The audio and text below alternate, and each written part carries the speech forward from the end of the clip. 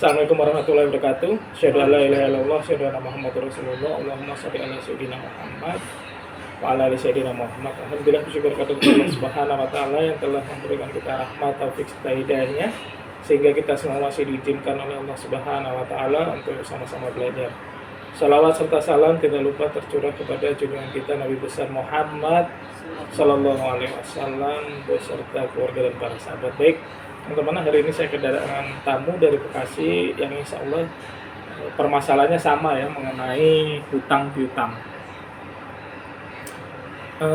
Teman-teman semua, Nabi Muhammad sallallahu alaihi wasallam, Islam mengajarkan kita bahwa khususnya hutang piutang ini wajib dicatat, wajib ada hitam di atas putih.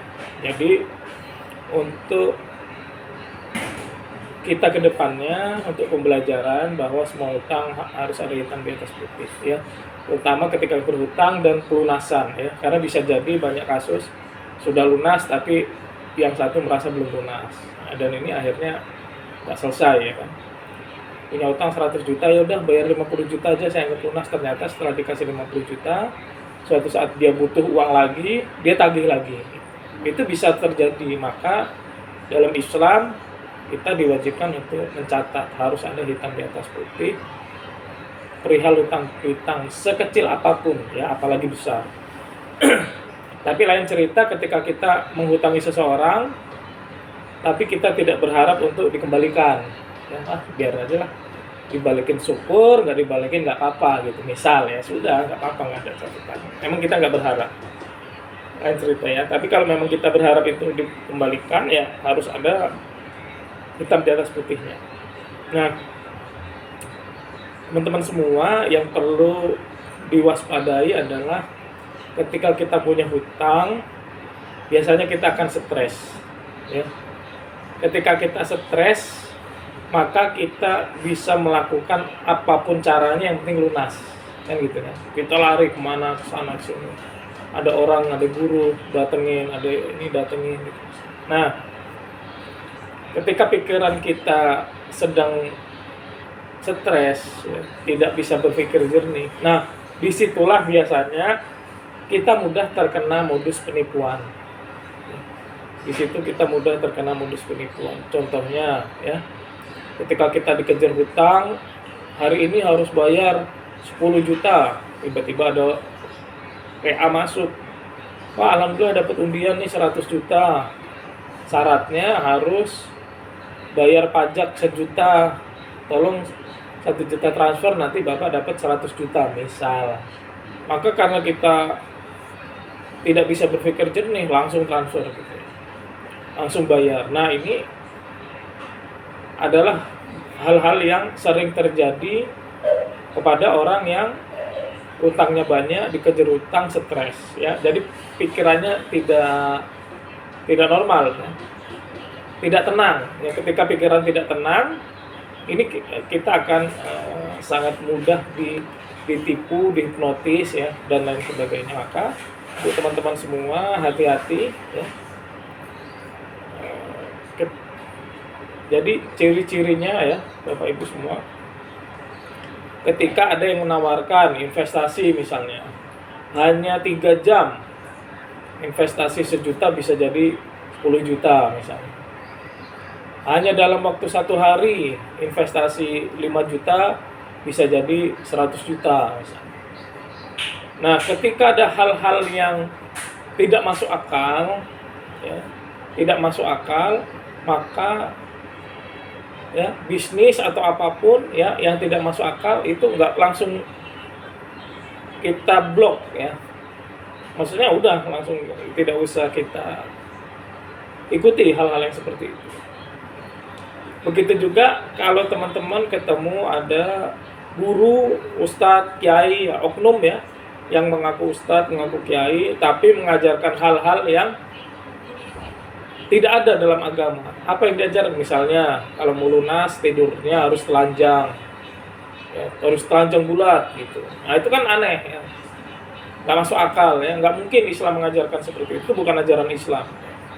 Masak biar dicintai suami, masaknya harus pakai celana dalam aja gitu, celana dalamnya masukin di kuah misalnya.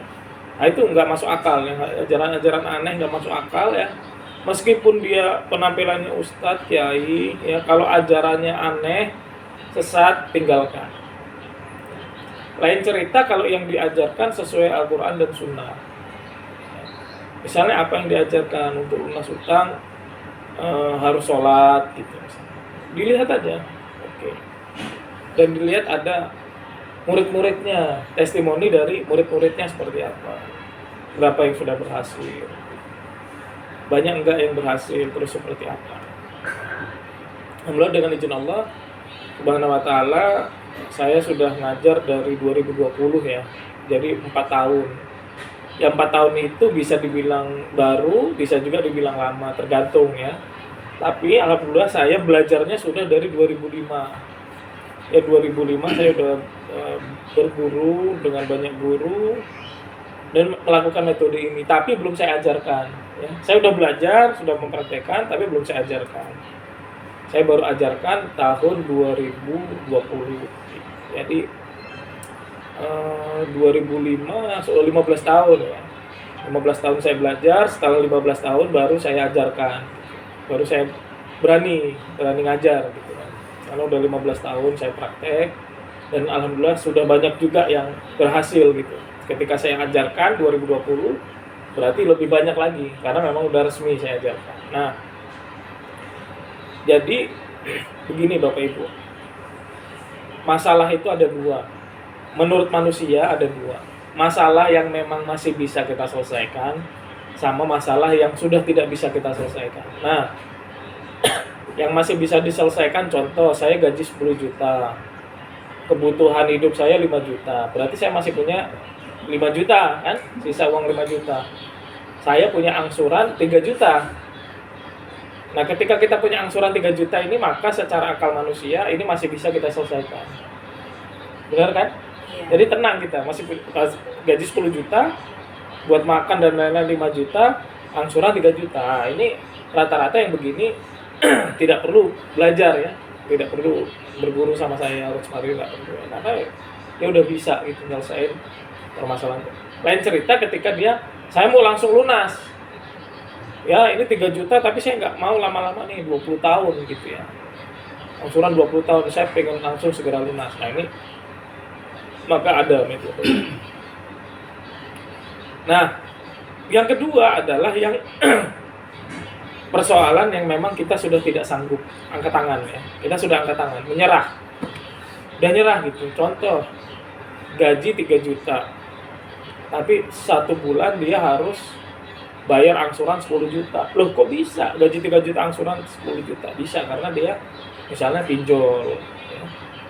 Gali lubang tutup lubang ya. Untuk bayar ini pinjam di sini, bayar lagi. Di sini nagih, pinjam di sini. Yang sini belum lunas kan?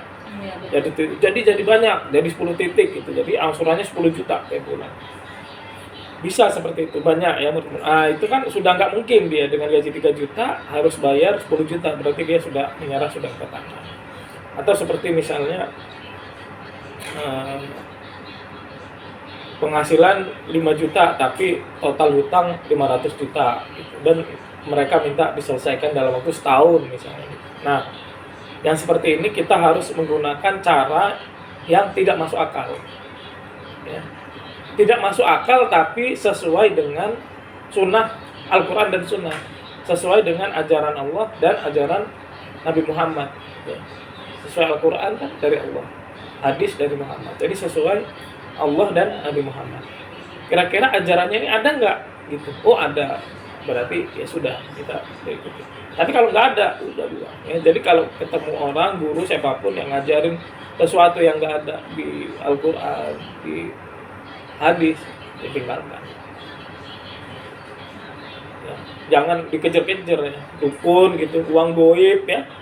Uang goib kita naruh uang 1 juta, nanti dikasih ke dukunnya, nanti dapat kita 10 juta. Kalau mau 100 juta ngasih 10 juta. Kalau mau 1 miliar ya harus ngasih 100 juta. Nah ini kan lama-lama yang gini-gini nggak masuk akal. Nggak masuk akal, nggak langsung tinggalkan.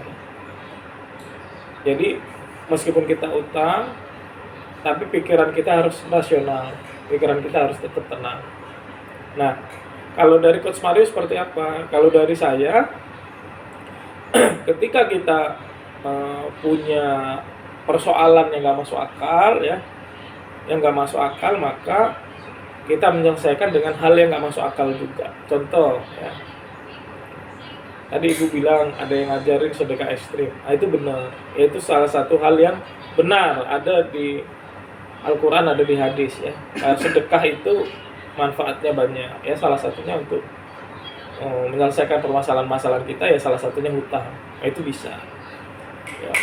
Nah, tapi diniatkan lagi, ya, diniatkan lagi sedekah ekstrim ini bukan uang goib, bukan penipuan, ya. Maksudnya uang goib ya kita kasih sekarang, janjinya besok ada, ya, kita bayar sekarang 10 juta, besok ada 100 juta. Nah, itu kan uang goib kan. Nah, itu penipuan. Nah, tapi kalau dari Allah Subhanahu wa taala, dari janji-janji sesuai Al-Quran dan Sunnah, Allah akan memberikannya, terserah Allah, sesuai kehendak Allah. Ya, kita nggak bisa atur, tapi kita bisa meminta. Kita bisa meminta kepada Allah, ya. Allah nggak bisa diatur, tapi kita bisa meminta, dan Allah pasti memberikan kita yang terbaik, ya. Kalau dari saya, ya, yang pertama, menggunakan metode absensi karena Allah, ya. Kenapa yang pertama absensi karena Allah? Karena tidak semua orang mampu untuk bersedekah, ya. Nggak semua orang sanggup untuk sedekah ekstrim melalui absensi karena Allah. Nah, kalau lebih bagusnya, nah, kebetulan Bapak Ibu suami istri datang sini, suami istri praktek, ya, suami juga ikut praktek absensi karena Allah. Ini yang kalau memang bisa dilakukan, insya Allah lebih cepat, ya, kalau bisa suami istri. Kalaupun tidak bisa, ya nggak apa-apa, suami saja atau istri saja. Cepatnya sama nggak? Ya, insya Allah sama, ya, insya Allah sama. Kan semua tergantung Allah. Tapi ketika yang mengerjakan dua-duanya, yang dorong barang, ngangkat barang 10 kilo sendirian sama berdua, beda.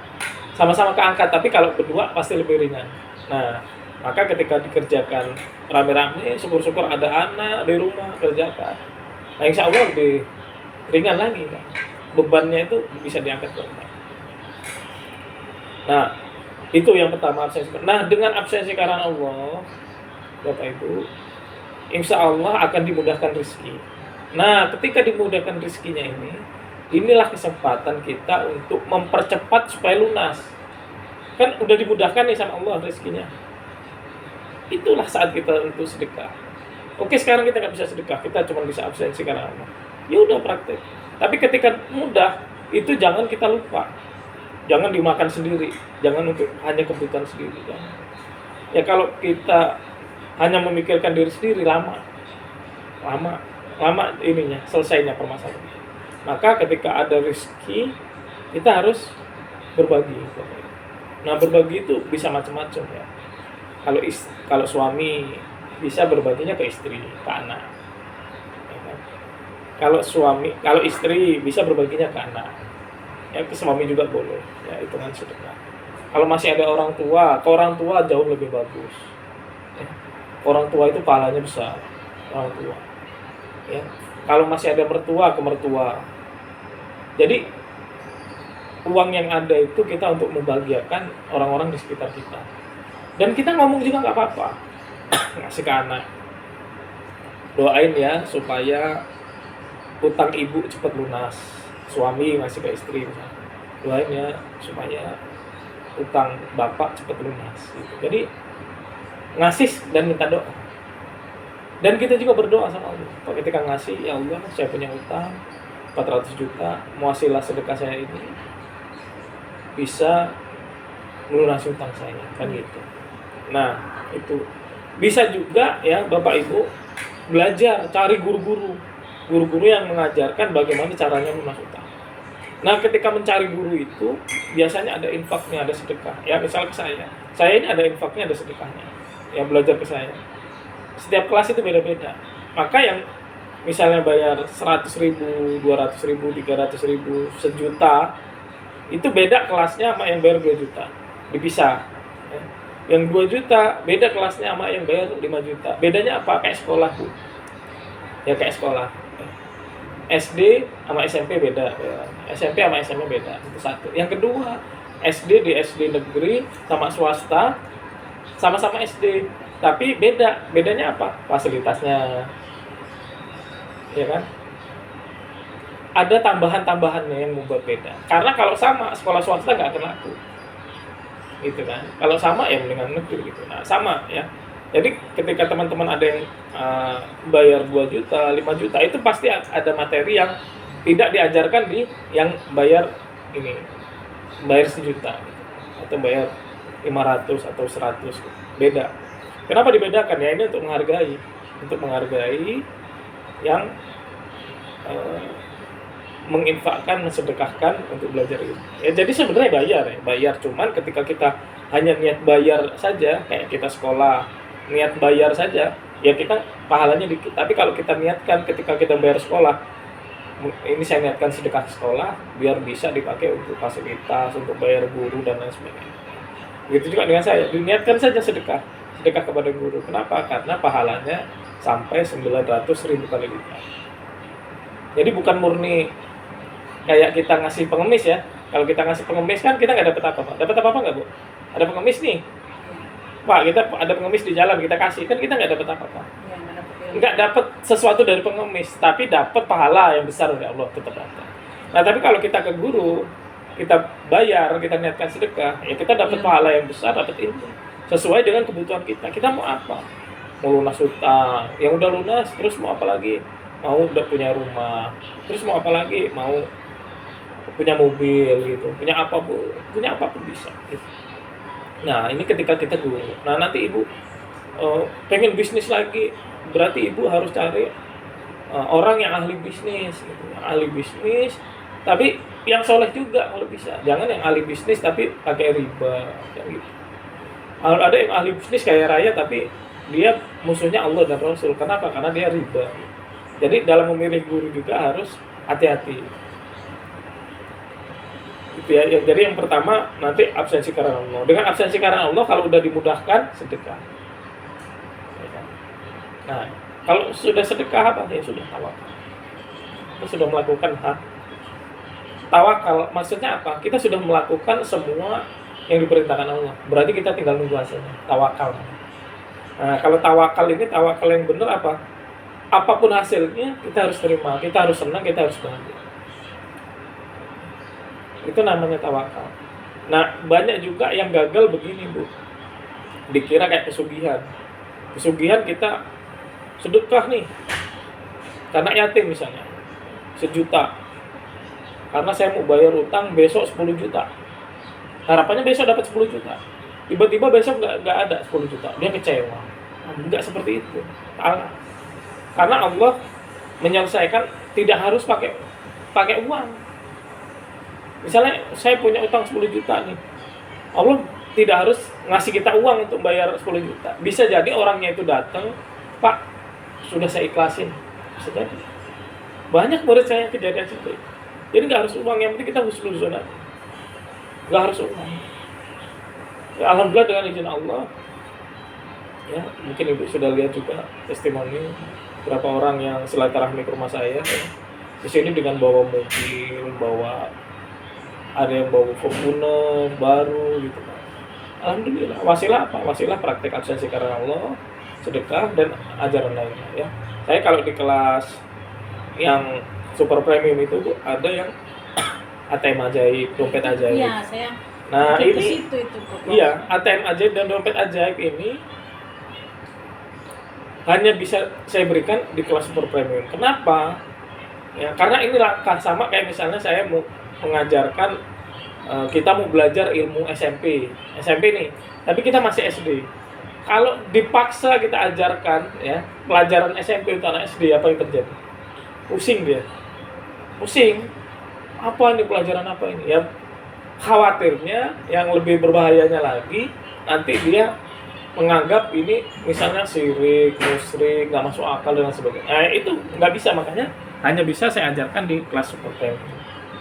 Dan alhamdulillah testimoninya banyak. Banyak. Saya penasaran tuh pas ya. saya bilang, ini yang kemarin ibu itu kan dompetnya katanya terisi terus. Mm-mm. Gitu.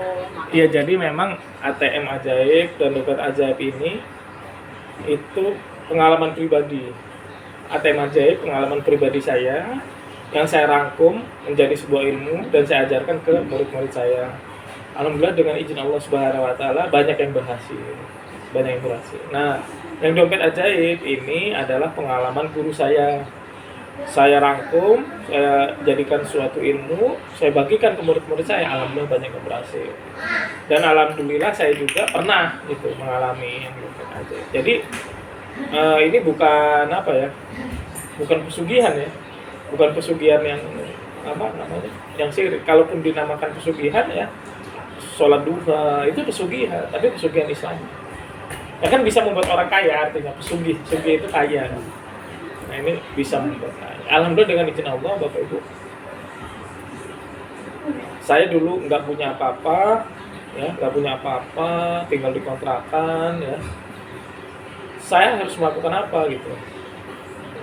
Saya ingat guru saya banyak ngajarin ilmu-ilmu ini. Maka ketika saya nggak punya pilihan itu kerja udah nggak bisa karena COVID, kan. Mau bisnis nggak ada modal. Akhirnya ya udah, saya mengamalkan apa yang guru saya ajarkan karena sudah nggak ada pilihan. Nah, untuk orang-orang yang nggak ada pilihan, dia akan prakteknya akan sungguh-sungguh, Bapak Ibu. Ya. Maka waktu itu saya sungguh-sungguh, maka mayoritas murid saya yang berhasil itu dia yang praktek sungguh-sungguh. Praktek sungguh-sungguh tidak meragukan sedikit pun. Dia praktek sungguh-sungguh, tidak meragukan. Termasuk waktu itu karena saya pengen cepat, saya sedekah. Ketika saya nggak punya penghasilan, nggak punya kerjaan, nggak punya uang, tapi dengan izin Allah saya bisa sedekah 7.560.000 kurang lebih. Kok bisa nggak punya uang sedekah? Itulah kemauan. Ya, karena kemauan saya kuat, saya mau berubah hidup. Alhamdulillah dengan izin Allah, ya, dengan absensi dan sedekah, Allah merubah hidup saya. Tapi nggak langsung kaya, nggak langsung dapat uang ratusan juta, miliaran, ya. Tapi kehidupan saya dicukupi, berlebih bahkan. Maksudnya cukup lah. Nggak harus utang kan? Kalau kita nggak punya penghasilan, nggak punya apa-apa, mau makan harus utang, bayar kontrakan utang. Ya alhamdulillah saya nggak utang dari itu. Pastilah dari absensi karena Allah dan sedekah. Jadi ada tahapannya Bu, ada tahapannya ya Ibu. Sudah saya ajarkan absensi karena Allah, penjelasannya juga sudah lengkap, Bu praktekkan. Nah nanti kalau emang Ibu ada rezeki, Bu boleh nanti masuk kelas super premium. Nah nanti kalau super premium itu nanti ada dapat materinya, yang ATM ajaib sama dompet ajaib. Karena kalau diajarkan sekarang juga percuma, kayak nanti anak SD dikasih pelajaran anak SMP, nggak mudeng. Itu dan saya pernah gitu, saya ajarin ke orang-orang gitu ya, bahkan nggak usah bayar saya ajarin gitu, yang nggak berhasil karena dia mungkin iseng-iseng prakteknya nggak serius atau memang dia nggak belum butuh. Tapi kalau yang sudah di kelas super premium ya insya Allah berarti dia udah butuh. Berarti dia saya pengen jujur aja pengen ya Allah, atau saya bilang pas lihat testimoni seperti itu. Jadi memang saya punya arahan dari guru saya punya ilmu dari guru saya untuk mendapatkan kepahaman atau bahasa kita agar berhasil lah, itu harus mengorbankan 3 hal, mengorbankan harta, diri, dan ilmu. Nah harta itu apa? Berarti kita harus uang, harus kita korbankan uang, harus bayar lah, harus infak segala macam namanya. Ya. Termasuk ibu kesini kan naik Grab apa segala itu mengeluarkan uang, itu namanya mengorbankan harta. Yang kedua mengorbankan diri, yang ketiga mengorbankan waktu. Nah ibu berdua ini sudah mengorbankan harta, yang kesini pakai modal kan, diri, waktu kan dari pagi sampai sore gitu. Nah ini udah, nah cuman tidak cukup. Jadi caranya adalah harta semakin besar dikorbankan maka kepahamannya akan semakin paham. Kalau bahasa lainnya semakin berhasil lah, tingkat keberhasilannya semakin tinggi. Yang kedua diri, ya. Semakin kita sering diri kita ini belajar, maka semakin berhasil juga, semakin tinggi tingkat keberhasilan. Terakhir waktu itu berarti banyak sedikitnya. Kalau ibu meluangkan 1 jam misalnya untuk belajar, beda sama yang meluangkan 5 jam misalnya, hasilnya akan beda. Maka semakin banyak waktunya, semakin banyak keberhasilannya, semakin tinggi, semakin banyak diri kita korbankan, semakin kepahaman, keberhasilan semakin tinggi. Semakin banyak harta yang kita keluarkan, semakin paham dan semakin tingkat keberhasilan tinggi. Nah, ini ilmu ini saya pegang Bapak Ibu. Tapi kan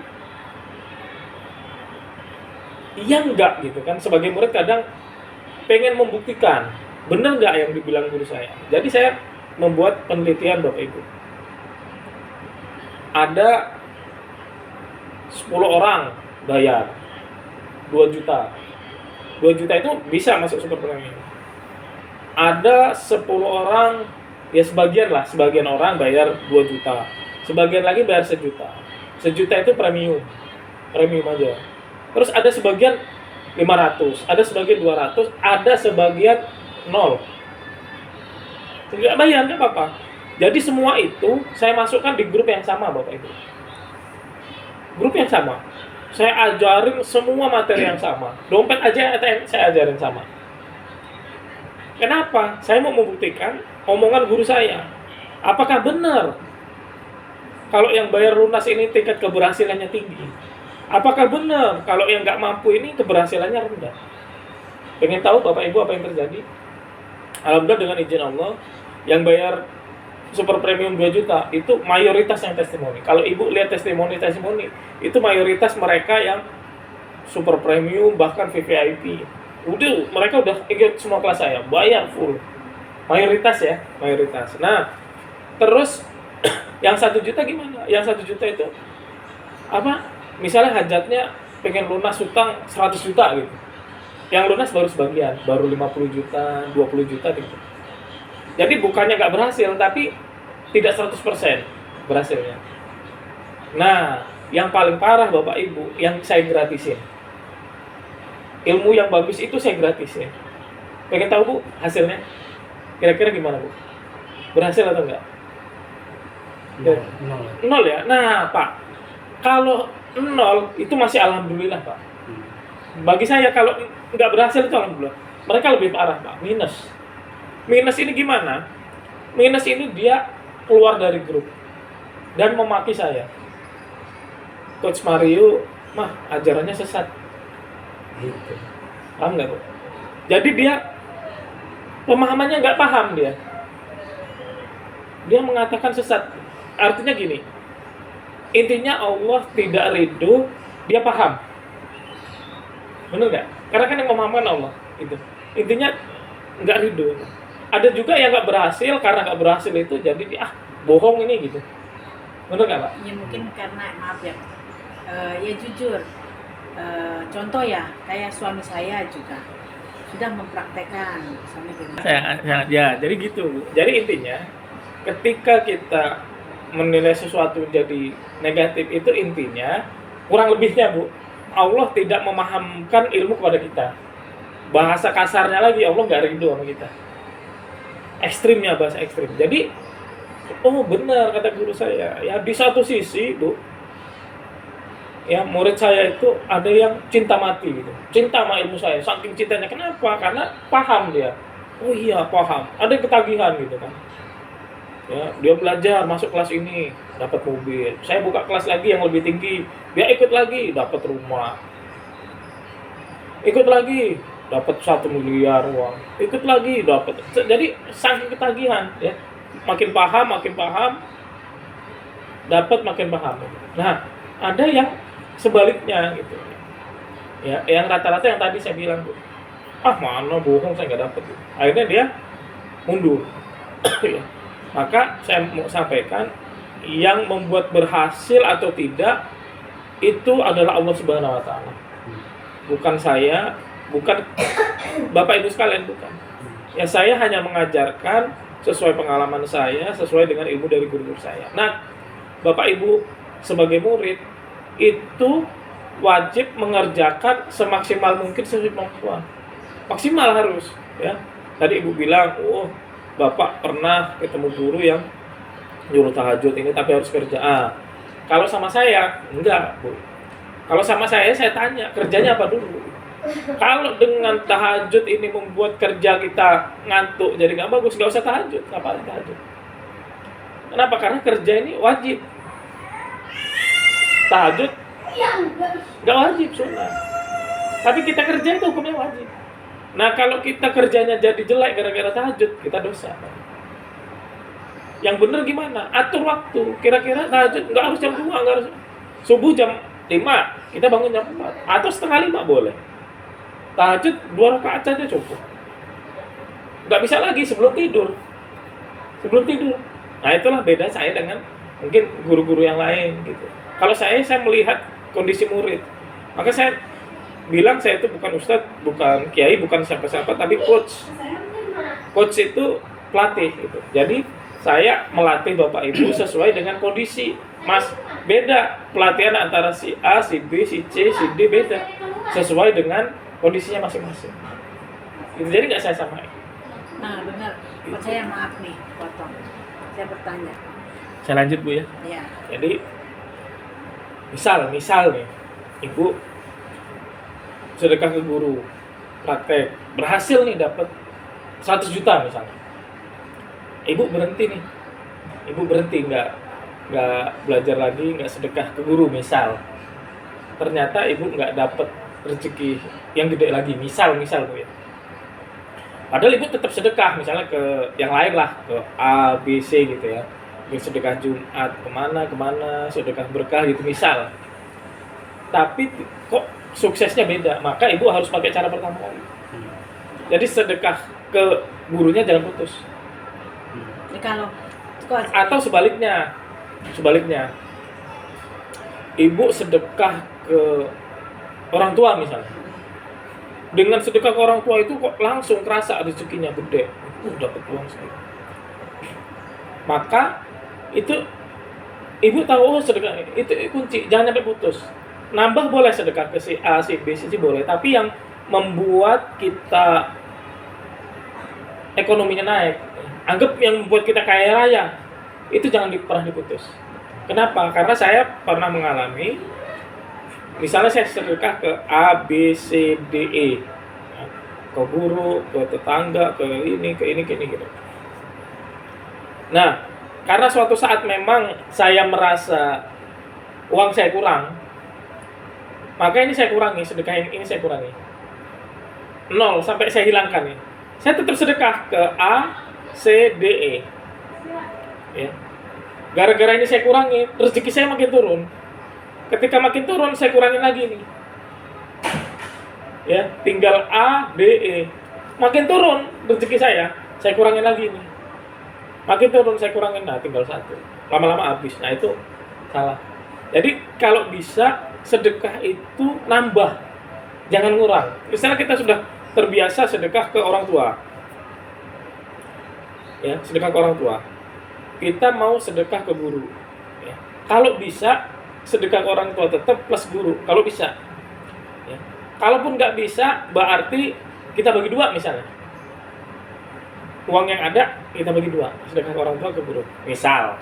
Jadi harus sama-sama jalan gitu ya. Nah, kalau bisa.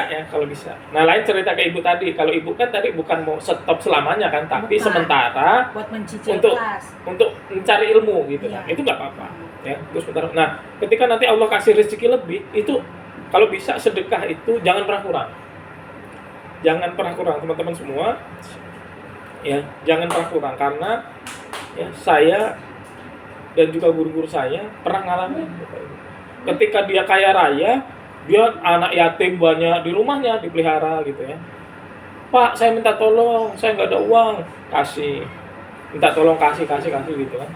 Nah semakin lama, kok makin banyak orang yang minta tolong.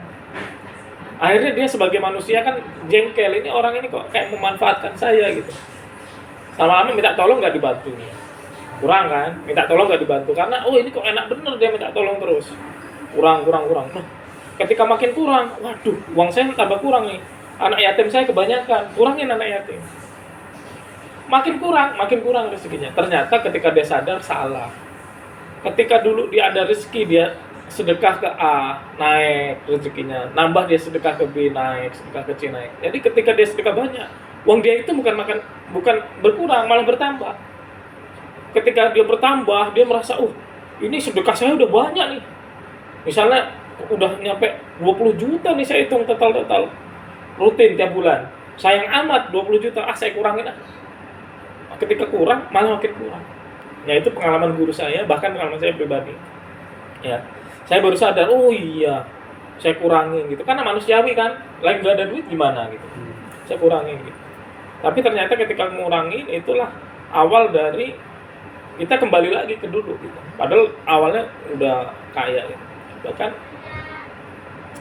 ya saya ada pondok pesantren dan sebagainya gitu ya. Yang tetangga dulu yang saya rutin gitu. Pokoknya A, B, C, D, E gitu ya. Saya bagi gitu. Tapi ketika saya pindah misalnya kan, saya udah pindah jauh kan nggak mungkin saya sedekah ke sana gitu. Alasan saya, padahal mungkin gitu. Ya kan? Bisa transfer atau bisa nyuruh orang ngirim gitu kan. Nah jadi intinya saya pesan ke Bapak Ibu ya, nanti kalau Allah sudah kasih keringanan, kemudahan ya, sedekah tetap jangan putus. Sedekahnya meskipun sedikit ya. Utang itu lebih wajib dari sedekah. Utang lebih wajib dari sedekah. Tapi kan kalau kita punya utang 500 juta, sekarang kita punya uang 10 juta, kan 10 juta itu nggak bisa lunasin kan. Orang nggak mau nih, saya 10 juta lunas, nggak mau. Ketika orangnya juga nggak mau terima, ya, ini uang juga kita biarin nggak bermanfaat, lebih baik ya udahlah, bismillah misalnya. Kita berbagi gitu. Dengan niat supaya dengan wasilah kita sedekah 10 juta ini, kita dapat lunasin utang yang 500 juta. Nggak termasuk ketika bapak ngasih uang ke istri, diniatin dalam hati sedekah. Ya Allah, ini saya sedekah ke istri, mudah-mudahan dengan ini rumah saya lunas. Ketika ibu ngasih ke anak misalnya, niatkan ya Allah, saya sedekah ke anak, mudah-mudahan wasilah ini utang saya 500 juta lunas. Gitu. Ya, meskipun untuk kita makan sendiri, kita niatkan sedekah. Ya, kita niatkan sedekah. Emang bisa? Bisa. Ya karena kita itu nggak punya milik. Badan kita ini punya Allah. Ketika kita menjaga, kita makan, ngasih makan yang sehat, itu sedekah. Itu menjaga apa yang jadi milik Allah. Kita semua milik Allah. Ya, jadi gitu Bu. Sampai suatu saat kita memang bisa sedekah ke orang di luar diri kita terus. Seperti itu. Baik, itu saja teman-teman. Kurang lebihnya saya mohon maaf. Kalau ada yang benar datangnya dari Allah, kalau ada yang salah datangnya dari saya pribadi. Mari kita beristighfar 3 kali. Astagfirullahaladzim, astagfirullahaladzim, astagfirullahaladzim. Dan doa. Kita tutup dengan doa penutup majelis. Subhanakallahumma wa bihamdika, asyhadu an la ilaha illa anta, astaghfiruka wa atubu ilaik. Wassalamualaikum warahmatullahi wabarakatuh.